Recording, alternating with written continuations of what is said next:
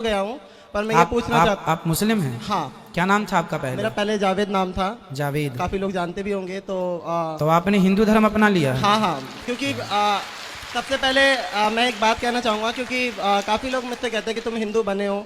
हिंदू तो मुझे नहीं लगता कि कोई किसी को बना सकता है, क्योंकि हिंदू पैदा ही होता है, मेरा वाह, मानना ऐसा है। बिल्कुल। और ये मुझे ना किसी ने ब्रेन वॉश करा और ना किसी ने कुछ कहा, ये एक ठाकुर जी की कृपा हुई तब मैं सनातन में आया। जी। वैसे किसी ने मुझे या मैंने किसी को देख के सीखा या ऐसा कुछ भी नहीं था। तो मैं सभी लोगों से ये कहना चाहूँगा, और मेरे जो फैमिली वाले हैं वो भी आज तो आज आपके फैमिली वाले आपका विरोध नहीं करते कि तुम कहाँ अभी चल? मैं अभी इतना डिप्रेशन में हूँ, पूछो मत। मुझे फ़ोन आ रहे हैं, फैमिली वालों के ज़्यादा आ रहे हैं, बाकी अदर तो कोई कुछ भी नहीं कह रहा, पर फैमिली वाले का आज भी मम्मी का फ़ोन आया और वो कहने लगी हमसे कोई मतलब नहीं, हम मर भी गए हैं तो हमारा मुंह मत देखियो तू। हमारी वजह से पूरे रिश्तेदार, तेरी वजह से हमें पूरी वो कर रहे हैं, और मतलब हमसे रिश्तेदारी टूट गई है। हमारी एक लड़की है, उसकी शादी करनी है, तेरी वजह से उस लड़की की भी ज़िंदगी ख़राब हुई है। तो महाराज जी, मैं ये पूछना चाहता हूँ कि ठाकुर जी से मेरी एक शिकायत है हमेशा कि या तो मुझे पहले इधर का कर देते या उधर का कर देते। ये बीच में ला के मुझे इतना परेशानियों में डालना, और उनको मैं छोड़ नहीं सकता।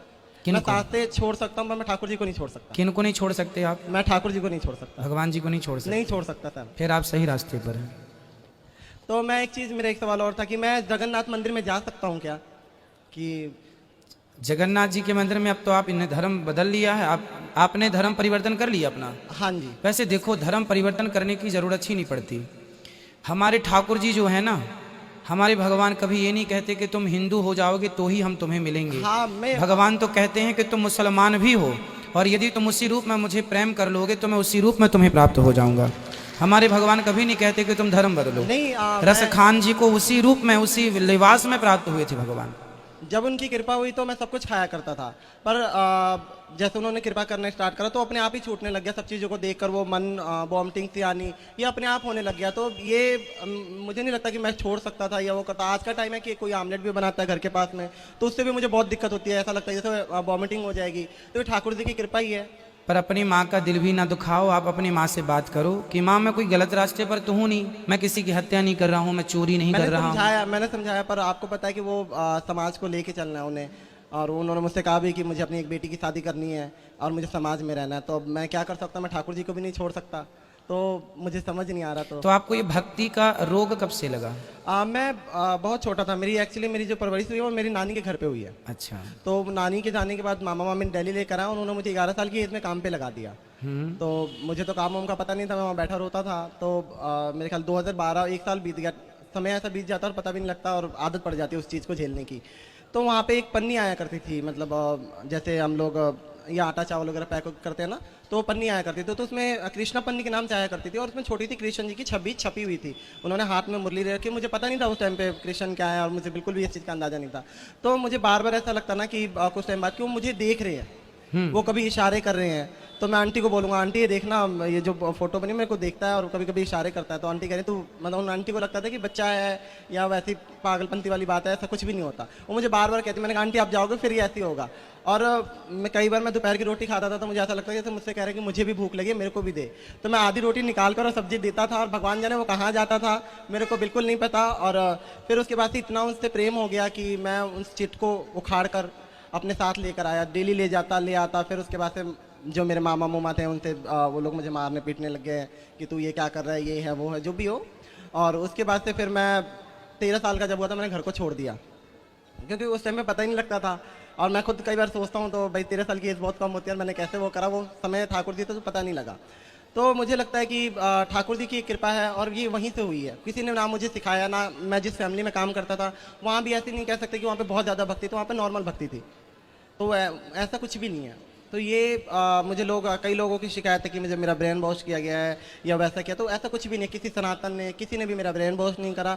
मैं अपनी मर्जी से आया हूँ, और मुझे उसमें भी कोई दिक्कत नहीं थी कि मैं दोनों को लेके चल रहा था। पर लोगों ने मुझे इतना परेशान कर दिया, तो मैंने वो धोबी का कुत्ता घर का ना घाट का, वो वाली सिस्टम हो गया। मैंने कहा फिर सनातन में आ जाऊँगा, क्योंकि मैं कान्हा जी को नहीं छोड़ सकता। तो अभी कहाँ रहते हैं आप? अभी मैं दिल्ली में रहता हूँ, और ठाकुर जी की थोड़ी दया हुई तो ब्रजवास कर लूँगा बहुत जल्द, और आपका आशीर्वाद रहा तो गुरु जी। बिल्कुल ठीक है। सनातन धर्म में और मुस्लिम धर्म में क्या अंतर लगा आपको? आप तो मुसलमान में जन्म लिए हैं और सनातन को फॉलो कर रहे हैं, ये बताइए दोनों में क्या अंतर? ये लोग लड़ते क्यों हैं धर्म को लेके? मुझे तो ये पता नहीं, क्योंकि मैंने इतनी उन चीज़ों में पढ़ाई नहीं कर रखी। सनातन मुझे ऐसा लगा कि सनातन एक शांत धर्म है, जहाँ मन को शांति मिलती है और किसी के लिए मतलब किसी जानवर को काटना पीटना नहीं होता। तो सनातन इसलिए भी बहुत ही अच्छा है क्योंकि हम किसी का जान लेकर अपना त्यौहार वगैरह नहीं मनाते। जी, जैसे कि होली हो गई, दिवाली हो गई, तो कभी भी ऐसा नहीं होता कि किसी हमारे यहाँ दीपक जला करके हाँ, त्योहार दीपक मनाते हैं। जलाकर और मिठाइयों के साथ। तो ये बहुत अच्छा है और अच्छा लगा सनातन बहुत। और अब भी मैं सनातन में ही हूँ तो मैं अपने आप को सनातन ही मानता हूँ। बिल्कुल, आप पूर्ण सनातनी हैं। इस धरती पे प्रत्येक जीव सनातन ही है मेरे भाई। रास्ता भटक गए हैं लोग, बस ये समझो, रास्ता भटक गए हैं लोग। किसी धर्म में किसी की हत्या करना जायज नहीं है। आपको क्या लगता है, किसी की हत्या करना सही है? नहीं, ये तो बिल्कुल गलत बात है क्योंकि धर्म को अगर वैसे भी लेके चलें तो धर्म को ना के लेकर भी चले तो लोग एक्चुअली बहुत सनातन जो लोग खाते हैं उनसे भी मेरा वो चाहे जो भी खाए वो, क्योंकि जान सबके अंदर होता है। मैं पहले छोटा था तो मैं जाया करता था मुर्गे की शॉप पे, तो वहाँ एक मुर्गा इतना तड़पता है कि उसको देखकर अब जब देखता हूँ तो मुझे ऐसा लगता है कि भाई क्या हो रहा है ये उसके साथ।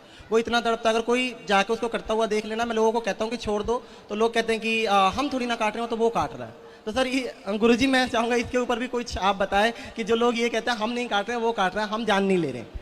भाई पर आपके कारण ही तो वो मर रहा है। हाँ, मैं भी आप यही ग्राहक बन करना चाहते तो उसकी हत्या ना होती। तो मेन जिम्मेदार हत्यारे तो वो ही हैं जो ग्राहक बन के गए हैं। और गुरुजी असली हत्यारे वो हैं। मेरा एक सवाल और भी है कि बहुत हमारे सनातन लोग हैं जो इन लोगों को किराए पे दे देते हैं, जो मुर्गा मर्गा काटते हैं, जो भी धर्म से मुझे नहीं पता, पर उनके लिए भी कुछ आप मतलब उनको इस चीज़ का पाप लगेगा नहीं लगेगा? बिल्कुल, पाप तो देखो किसी की, हमारे सनातन धर्म में तो लिखा है अहिंसा ही परमो धर्मा। हमारे यहाँ तो चींटी को भी आटा डाला जाता है, कुत्ते को रोटी, गाय को रोटी निकाली जाती है। जीव मात्र की रक्षा करना, जीव मात्र की सेवा करना। हमारे यहाँ के राजा हुए हैं जिनका नाम है राजा शिवी, जिन्होंने एक पक्षी के लिए अपने शरीर का बलिदान दे दिया था, काट करके दे दिया था। एक पक्षी की रक्षा के लिए उनकी गोद में एक पक्षी उड़ के आ गया, तो जिसने पकड़ा था उसने कहा ले दो हमें, हम इसको खाएंगे। अब राजा ने कहा मेरी शरण में आ गया, मैं नहीं दे सकता। तो ये वो धर्म है सनातन धर्म, जहाँ एक पक्षी की रक्षा के लिए एक बहुत बड़ा राजा अपने आप का बलिदान देता है। अंत में भगवान प्रसन्न हो गए कि धन्य हो राजा, आपके अंदर जितनी दया है, इस दया से हम स्वयं बिक गए आपसे। और महाराज जी एक सवाल मेरा और भी है कि बहुत सारे डाउट है कि मैं संकीर्तन करता हूँ एक्चुअली। क्या करते हैं? मैं संकीर्तन ही करता हूँ। क्या गाते हैं आप? मैं कृष्ण संध्या। तो मैं ये पूछना चाहता हूँ कि जो भी मेरे से लोग कराते हैं, अब क्योंकि इस तरीके की बातें चल गई कि ये संकीर्तन करेगा तो हमें इसका पुण्य नहीं लगेगा, तो मैं ये पूछना चाहता हूँ कि अगर मेरे करने से किसी को पुण्य नहीं लगता तो भाई मैं नहीं करूँगा। नहीं, आपका जो पुण्य है वो आपके पास है। आप जो भी पुण्य करेंगे, आप जो भी पुण्य करेंगे, जो भी अच्छा कार्य करेंगे, उसका फल आपको निश्चित मिलेगा, उसका कहीं नहीं गया। मैं अच्छा करूंगा मुझे मिलेगा, ये अच्छा नहीं महाराज जी मैं ये पूछना चाह रहा हूँ कि जो मेरे से करवाते हैं उन लोगों को। अब जैसे वृंदावन में बहुत सारे मंदिर हैं, हाँ। उन मंदिरों में कीर्तन के लिए लोग बुलाते हैं कि आप आके 2 घंटे कीर्तन करो, आप भी करो, तो आप कीर्तन कर सकते हैं। वो तो वहाँ की नियमावली है, कीर्तन करना है, कर सकते हैं, कोई दिक्कत नहीं है। आप अपनी माँ को, अपने पिताजी को समझाइएगा कि वो परेशान ना हो, आप सही जगह हैं। सनातन धर्म मीन्स आप खुद कह रहे हैं कि शांति का अनुभव है। पूरी दुनिया आज नहीं कल इसी शांति की ओर बढ़ेगी जिस शांति की ओर आप आज बढ़ गए हैं।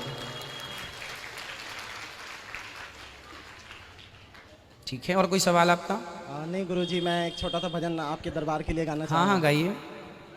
मुरारी में रहमत के सदके तुम्हारी, मुरारी में रहमत के सदके तुम्हारी, जो चरणों में ये सर झुकाना मिला है, बड़े भाग्यशाली है वो तेरे बंदे जिन्हें आप सा आशियाना मिला है। महाराज जी मैं कहना चाहूँगा कि जितने भी लोग हैं वो बड़े भाग्यशाली हैं जो इस कथा पंडाल में बैठे हैं, और हर सवाल का मुझे आज लगा कि कुछ जवाब मुझे मिला जो मैं खुद तलाश रहा था। तो इसके लिए मैं बहुत बहुत आपका धन्यवाद करना चाहूँगा। राधे राधे, जय श्री कृष्ण सभी को। खुश रहिए, भगवान आपको सदा सुखी और स्वस्थ रखे।